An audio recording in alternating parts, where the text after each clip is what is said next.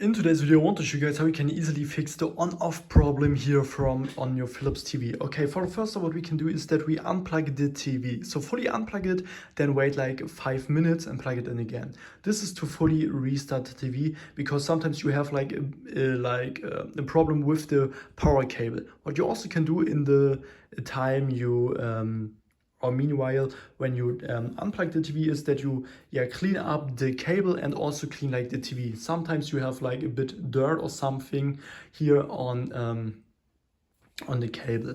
Okay, and what we also can do is that we go here on the TV and we have different things on the TV connected, so like HDMI devices or like other devices, USB devices and something else. Here I recommend to fully unplug every single device. And this is really important because sometimes some devices can lead to like power problems or something.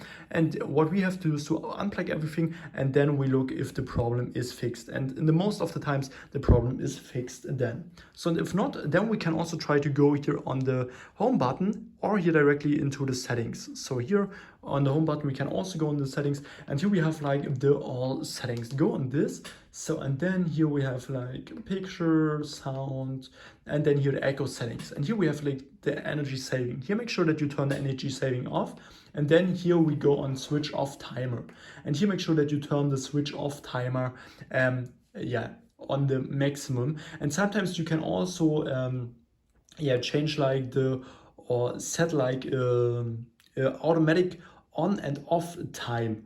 On newer models you can also do this, and here I recommend to turn this off or change like the settings there.